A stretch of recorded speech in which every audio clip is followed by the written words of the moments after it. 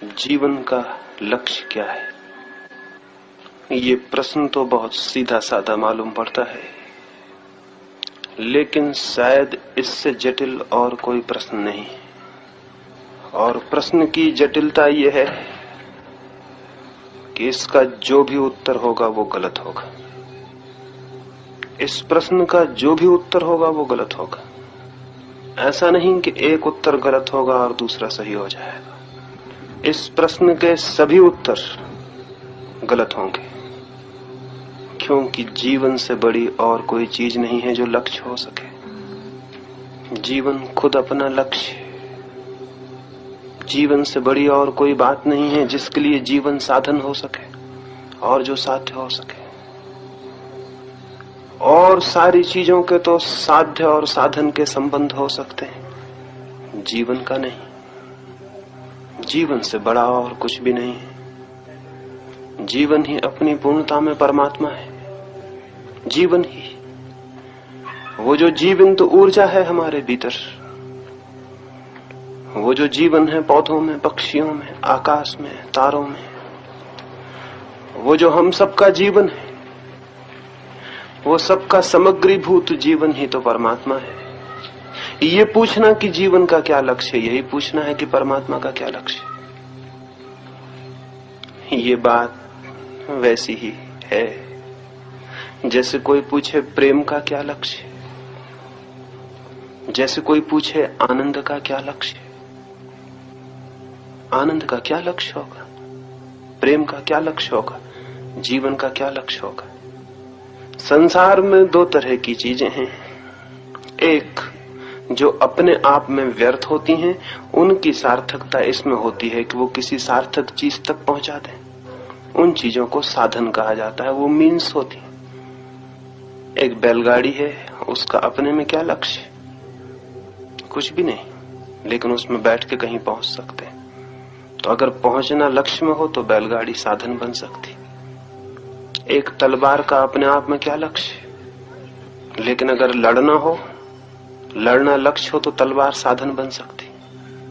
तो जीवन में एक तो वे चीजें हैं जो साधन हैं, और कुछ करना हो तो उनके द्वारा किया जा सकता, और अगर न करना हो तो बिल्कुल बेकार हो जाती। जीवन में ऐसी चीजें भी हैं जो साधन नहीं है, वे स्वयं ही साध्य हैं। उनका मूल्य इसमें नहीं है कि वो कहीं आपको पहुंचा दें। उनका मूल्य खुद उनके भीतर है, खुद उनमें ही छिपा है। प्रेम ऐसा ही अनुभव है। प्रेम अपने आप में ही अपनी उपलब्धि है। उसे पा लेने के पीछे कुछ और नहीं पा लेने को बचता, और वो किसी और चीज का साधन भी नहीं है। आनंद, आनंद भी अपने आप में अपना साध्य है। जीवन तो परम साध्य है स्वयं में, उसके पार और उससे ऊपर कुछ भी नहीं है जिसे पाने के लिए वो माध्यम बन सके। इसलिए ये पूछना कि जीवन का लक्ष्य क्या है, एकदम ही ऐसा प्रश्न पूछना है कि इसके जो भी उत्तर दिए जाएंगे वो सभी गलत होंगे।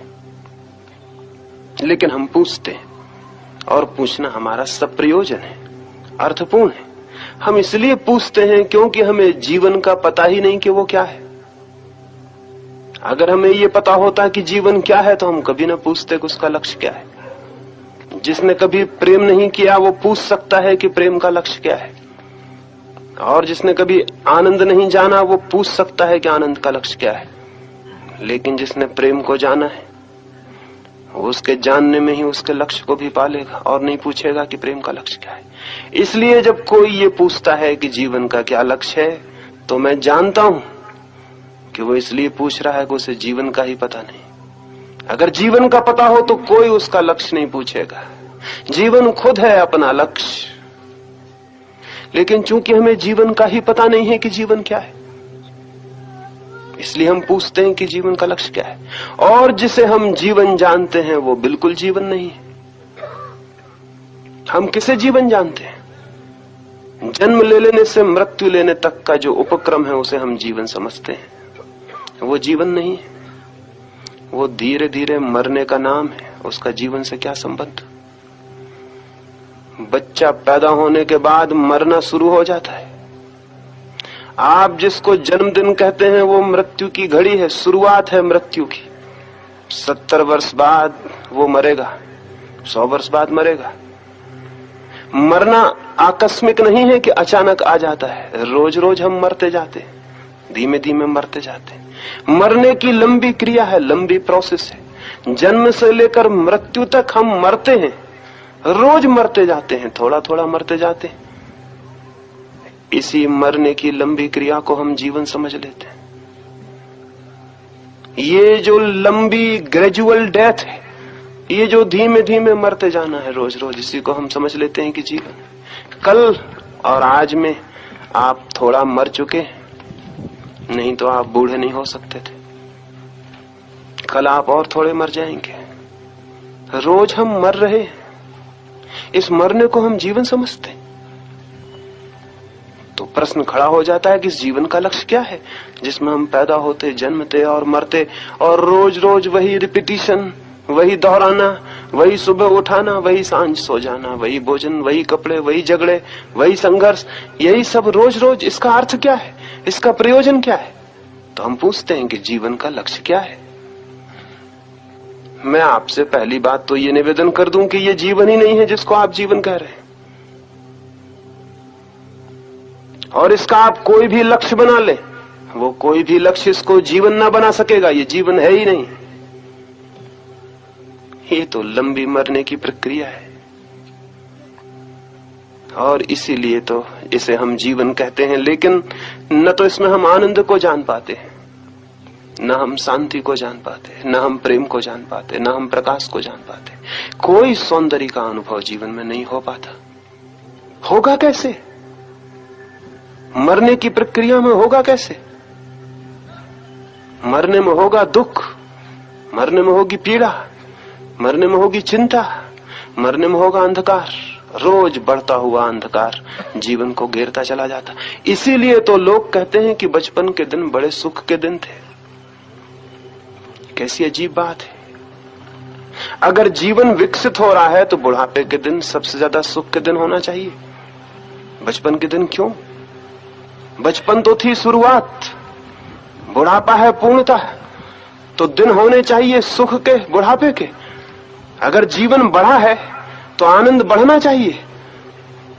लेकिन हम सारे लोग तो गीत गाते हैं बचपन के कि बड़े खुशी के दिन थे, और हमारे कवि कविताएं लिखते हैं कि बड़े सुख थे बचपन में, बड़ा आनंद था बालपन में। निश्चित ही ये इस बात का सबूत है कि बचपन के बाद हम जिस यात्रा पर चल रहे हैं वो जीवन की यात्रा नहीं, मृत्यु की यात्रा है। इसलिए दुख बढ़ता जाता, मृत्यु की छाया बढ़ती जाती, पीड़ा बढ़ती जाती, और बचपन के दिन सुखद मालूम होते हैं।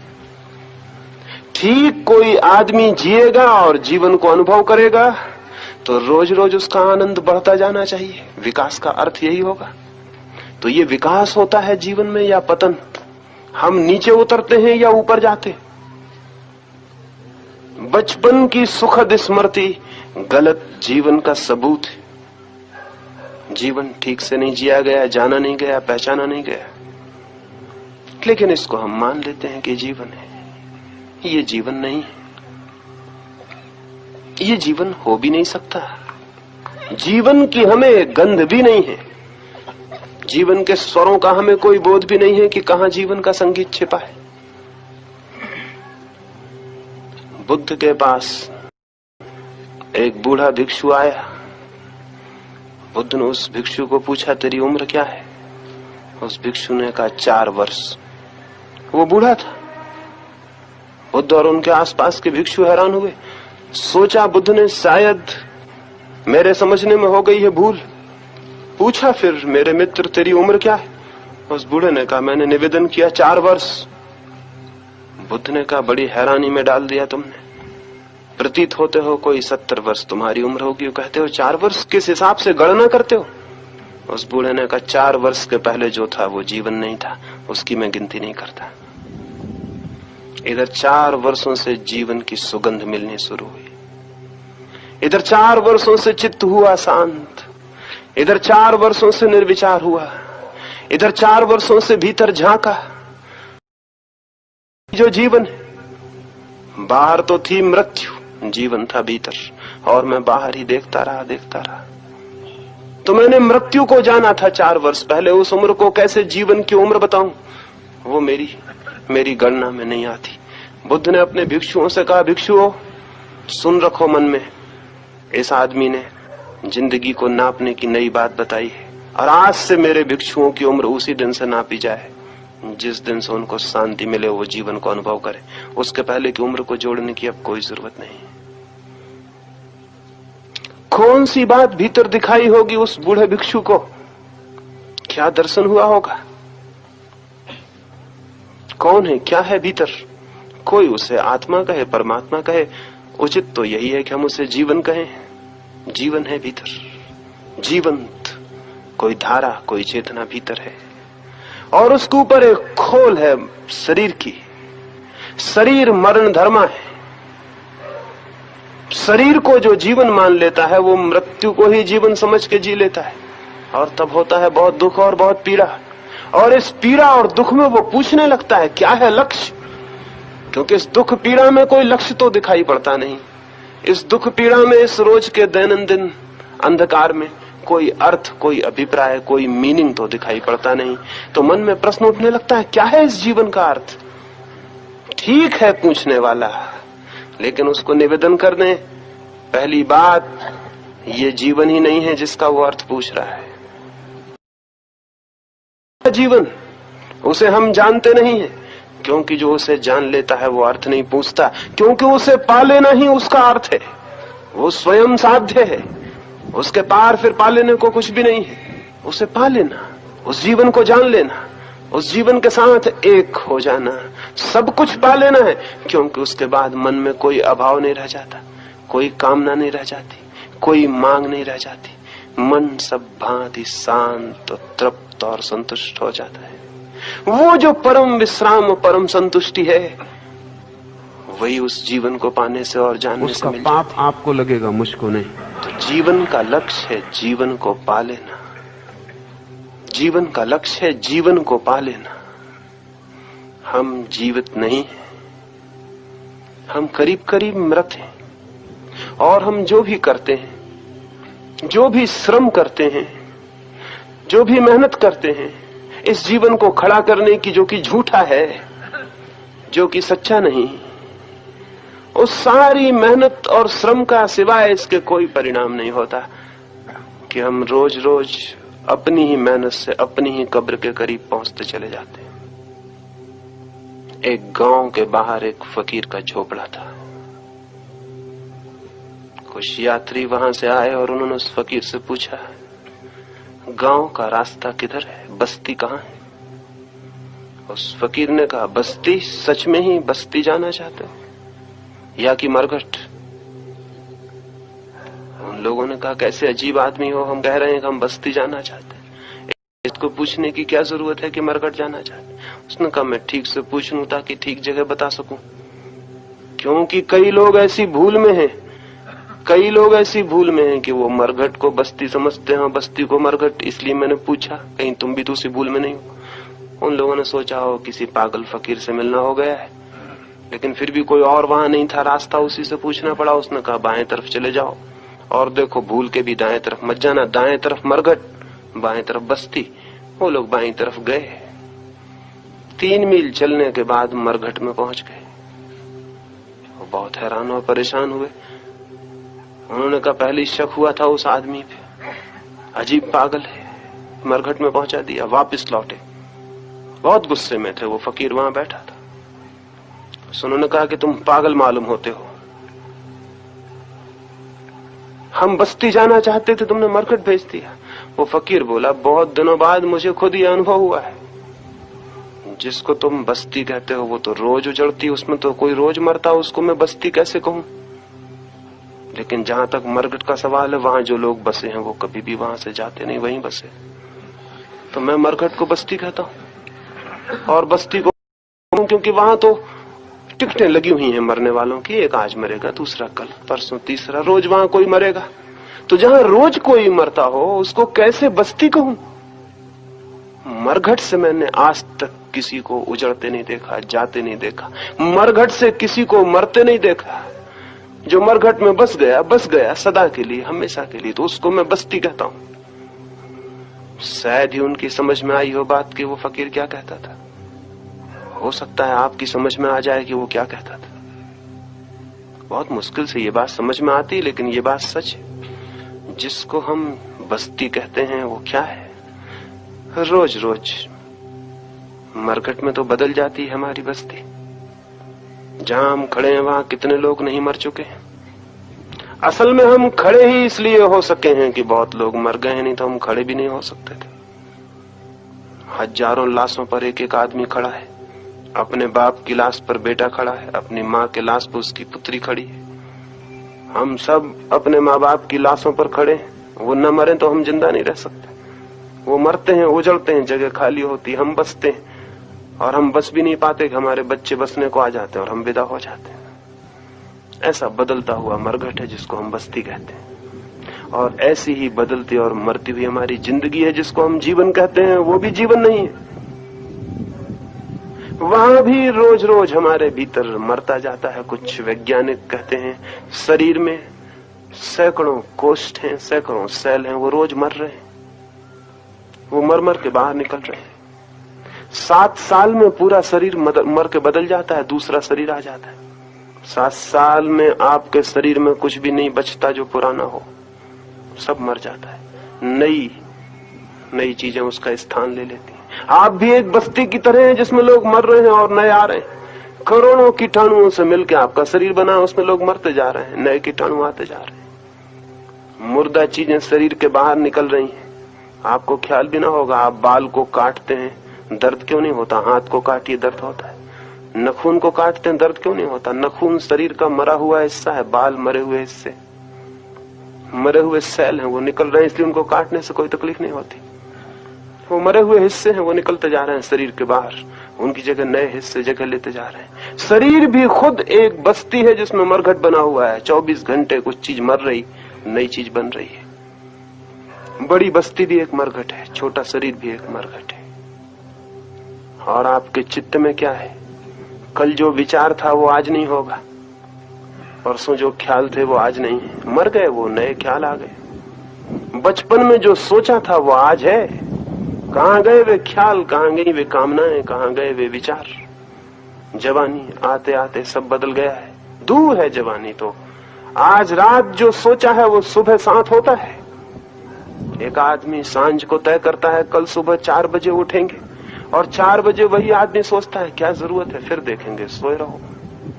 कहां गया वो विचार जिसने तय किया था कि 4 बजे सुबह उठेंगे? और सुबह उठ के वो सोचता है, फिर पछताता है कि कैसी बुरी बात मैंने की कि मैं आज नहीं उठा, कल जरूर उठूंगा। रात फिर सोता है, फिर सुबह 4 बज जाते हैं, और फिर वो सोचता है कि रहने भी दो आज, ऐसी क्या जल्दी है, ऐसी क्या जरूरत पड़ी है, नींद बहुत गहरी है, कल उठेंगे। विचार प्रतिक्षण मरते हैं और बदलते हैं। मन बदलता है, शरीर बदलता है, और बदलाहट तभी होती है जब कुछ मरता हो और नया आता हो, नहीं तो कोई बदलाहट नहीं होती। बदलाहट की प्रोसेस, बदलाहट की प्रक्रिया मृत्यु की प्रक्रिया है, डेथ की प्रोसेस है। वही चीज बदलती है जो मरती है। जो चीज नहीं मरती वो बदल नहीं सकती। हम तो रोज बदल रहे हैं, शरीर बदल रहा है, मन बदल रहा है। इसमें कोई भी जीवन नहीं है। जहां जहां बदलाहट है वहां वहां जीवन नहीं है। लेकिन आपको क्या पता है कि आपके भीतर कोई ऐसा बिंदु भी है जो नहीं बदलता, जो वही है जो है। अगर उसका पता चल जाए तो जानना कि जीवन का पता चला। उसके पहले जीवन का कोई पता नहीं, बाकी सब मृत्यु है। भीतर अगर कोई ऐसा नित्य शाश्वत कुछ ऐसा जो सदा वही है जो है, जिसमें कोई बदलाहट नहीं, कोई परिवर्तन नहीं, ऐसा कोई बिंदु अगर उपलब्ध हो जाए तो जानना कि उस दिन से जीवन की शुरुआत हुई। उसके पहले तो सब मृत्यु की सारी प्रक्रिया है।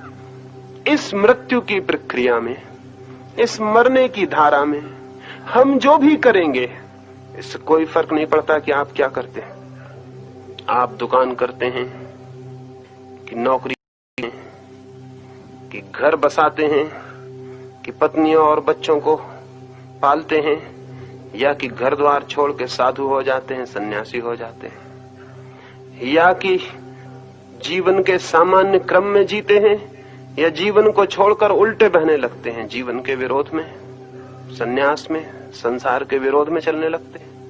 अधार्मिक हैं कि धार्मिक, मंदिर जाते हैं या नहीं, आस्तिक हैं या नास्तिक, गीता पढ़ते हैं या नहीं, इससे कोई फर्क नहीं पड़ता। जो भी आप करेंगे इस जीवन की धारा में वो सब आपको मृत्यु में ले जाएगा। चाहे मंदिर जाएं चाहे न जाएं, जो भी करेंगे इस जीवन की मरणशील धारा में वो सभी आपको मृत्यु में ले जाएगा। इसमें कोई फर्क पड़ने वाला नहीं, क्योंकि जो भी मनुष्य कर सकता है वो सब मरण धर्मा होगा। जो भी हम कर सकते हैं वो सब मृत्यु में ले जाएगा। एक कहानी आपसे कहूं। एक राजा ने एक रात सपना देखा स्वप्न में कोई अंधेरी छाया उसके कंधे पर हाथ रखे खड़ी। उसने पूछा, कौन हो तुम? उस छाया ने कहा, मैं हूं तुम्हारी मृत्यु, और ये सूचना करने आ गई हूं कि आज सांझ सूरज ढलने के साथ साथ ठीक जगह पर मुझे उपलब्ध हो जाना, मैं तुम्हें लेने आ रही हूं। मौत की खबर सुनकर किसकी नींद न टूट जाएगी? उसकी आधी रात थी, घबरा उठा, क्या अर्थ है इस स्वप्न का? राजधानी में बड़े बड़े स्वप्न विश्लेषक थे, ज्योतिषी थे, ज्ञानी और पंडित थे, शास्त्रों के जानने वाले व्याख्याकार थे। सबको खबर भेज दी गई कि शीघ्र चले आओ। आधी रात उठा लिए गए सारे ज्ञानी राजधानी के। आए, पूछा राजा से, क्या अड़चन आ गई? राजा ने कहा, ऐसा ऐसा देखा है स्वप्न, मृत्यु कहती हुई दिखाई पड़ी है, आज सांझ सूरज डूबने के साथ साथ ठीक जगह मिल जाना। क्या करूं? क्या है इस स्वप्न का अर्थ? वे पंडित अपनी किताबें सामने आए थे, जैसा कि पंडित सदा ही करते हैं, क्योंकि उनकी आत्मा अपने में नहीं होती, अपनी किताबों में होती। वो अपने शास्त्र बांधकर आ गए थे। उन्होंने अपने शास्त्र खोल लिए और अर्थ खोजने लगे। रात बीतने लगी, किसी ने एक अर्थ बताया तो दूसरे पंडित ने उसका खंडन किया, जैसे कि पंडितों की आदत है। जैसे कुत्तों की आदत होती है एक दूसरों पर भौंकने की, वैसे पंडितों की भी होती है। 10 पंडित इकट्ठे रखना, एक उपद्रव करवा लेना है। एक उपद्रव हो जाए, झगड़ा हो जाए, हत्या हो जाए, कुछ भी हो सकता है। वे सब एक दूसरे का खंडन करने लगे, एक दूसरे के शास्त्र की निंदा करने लगे, एक दूसरे की व्याख्या को गलत बताने लगे। राजा बड़ा परेशान हो उठा, सांझ बहुत जल्दी हो जाएगी और इन पंडितों की व्याख्याओं का कोई अंत न दिखाई पड़ता था। इसमें से कोई निष्पत्ति, कोई निष्कर्ष निकलता हुआ दिखाई न पड़ता था। आखिर वो घबरा आया, सुबह हो गया, सूरज उगने लगा और पंडितों का विवाद बढ़ता जाता था। जब उन्होंने बात शुरू की थी तब तो कुछ साफ भी था, अब तो वो भी साफ न रहा था और उलझ गया था मामला। क्या था अर्थ और सिद्धांतों में बात और खो गई। राजा का एक वृद्ध नौकर था, उसने उसके कान में कहा, महाराज, इन पंडितों को कयामत तक भी निष्कर्ष मिलेगा इसकी कोई आशा नहीं। दुनिया का अंत आ जाएगा, ये निष्कर्ष न निकाल पाएंगे। आज तक पंडित कोई निष्कर्ष निकाल पाए? आज तक किसी बात पर वे सहमत हो पाए? आज तक कोई नतीजा मिल सका है उनकी चर्चाओं और विवादों से? लेकिन इनके विवाद तो लंबे चलेंगे। सांझ जल्दी हो जाएगी, देर नहीं है, सूरज उग आया, और जो सूरज उग आया है उसके डूबने में देर कितनी लगेगी? क्योंकि जो उग आया है वो डूब ही जाएगा। असल में उगने में ही डूबना शुरू हो गया।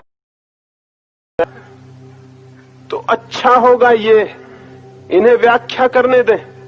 आपके पास कोई तेज घोड़ा हो तो लेके भाग निकले, इस घर से जितने दूर हो सके निकल जाएं। मौत ने संकेत स्पष्ट दिया है, इस घर में जहां मौत की छाया पड़ी हो और जहां मौत ने आके खुद सूचना दी हो कंधे पर रख के, वहां रुकना एक क्षण भी उचित नहीं है।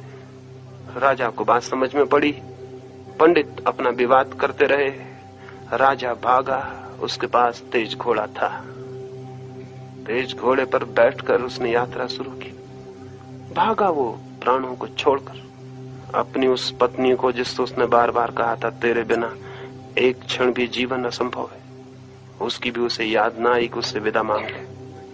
मौत के समय किसको किसकी याद रह जाती है, और वे वचन जो हमने मौत के अनजाने में दिए हों का किसको स्मरण रह जाता है। जिन मित्रों से उसने कहा था तुम मेरे प्राणों के प्राण हो, तुम हो इसलिए मेरी जिंदगी में आनंद है, और तुम्हें छोड़ के मैं एक क्षण भी ना जी सकूंगा, उनकी भी कोई याद ना आई, उनसे भी विदा लेने का कोई ख्याल ना पैदा हुआ। मौत सामने हो तो कौन मित्र रह जाता है।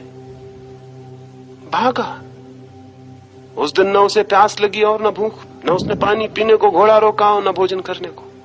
वो भोजन लाना भी भूल गया था। कुएं तो बहुत पड़े मार्ग पर, लेकिन उसे प्यास का ख्याल ही न था, और जिसे प्यास ही न हो उसे कुएं से क्या मतलब। मौत थी सामने, मौत थी पीछे, मौत थी आगे, मौत थी ऊपर, मौत थी सब तरफ, और निकल जाना था। जरूर था तेज उसके पास घोड़ा, इसलिए विश्वास बड़ा था कि निकल जाएगा।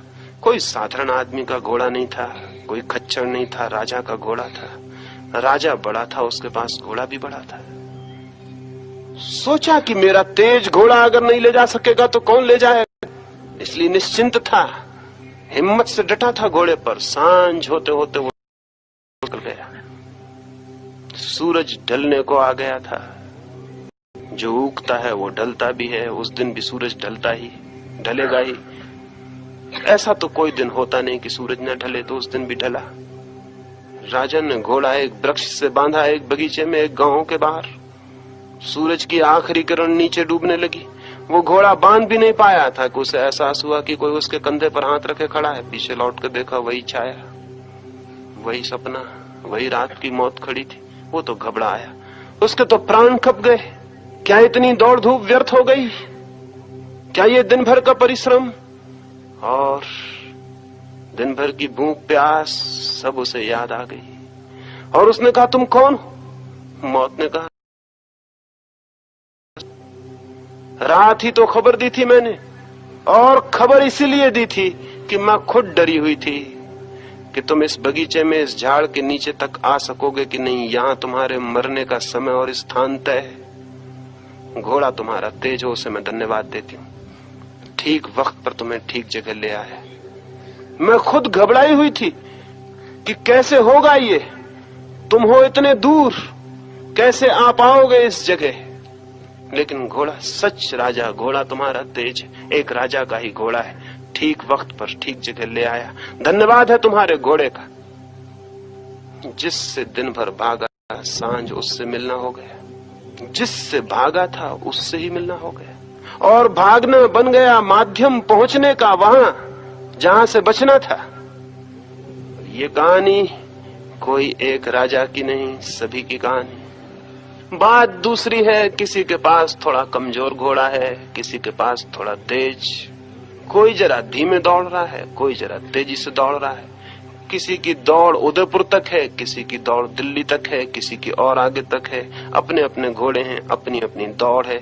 लेकिन एक बात तय है, और बड़े मजे की बात यह है कि सब घोड़े ठीक वक्त पर ठीक जगह पहुंचा देते हैं। और मौत ने सिर्फ राजा को धन्यवाद दिया, शिष्टाचार बस, क्योंकि आज तक किसी घोड़े ने कभी किसी को नहीं चुकाया। सब घोड़े ठीक वक्त पर ठीक जगह पहुंचा देते हैं, चाहे मौत सूचना दे और चाहे न दे। हमारी सारी यात्राएं जिसमें हम मौत और दुख से बचने में ही संलग्न रहते हैं, हमारे जीवन का सारा उपक्रम, हमारे जीवन की सारी चेष्टा क्या है?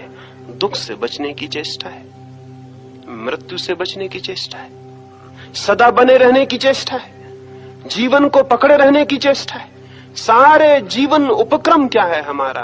हमारी आकांक्षा क्या है? दुख से बच जाएं, मृत्यु से बच जाएं, बुढ़ापे से बच जाएं, जीवन बना रहे, सदा और सदा जीवन बना रहे। यही हमारी आकांक्षा है। लेकिन होता इससे उल्टा है।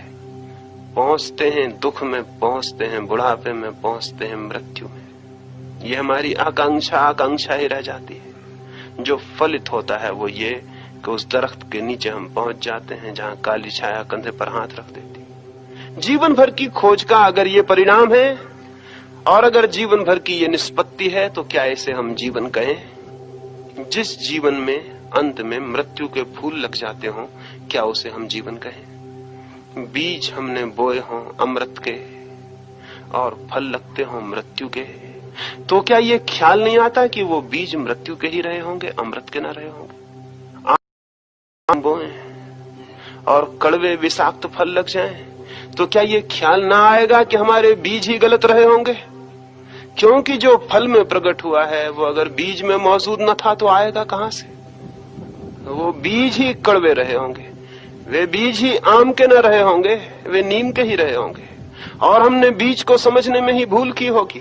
फिर तो बीज जो होता है वही वृक्ष बनता है, वही फल लगते हैं। तो जब जीवन के अंत में मृत्यु के फल लगते हैं, तो जिसे हमने जीवन कहा होगा वही भूल हो गई, वो जीवन न रहा होगा, वो बीज मृत्यु के ही रहे होंगे। जन्म जीवन की शुरुआत नहीं, मृत्यु की शुरुआत है। जन्म जीवन का प्रारंभ नहीं, मृत्यु का प्रारंभ है। जन्म बीज नहीं है अमृत का, मृत्यु का ही बीज है। लेकिन जन्म को हम समझ और तब सारी भूल हो जाती है। तो आज की संध्या में आपसे निवेदन करूं, जन्म को जीवन मत समझ लेना। जन्म जीवन नहीं है।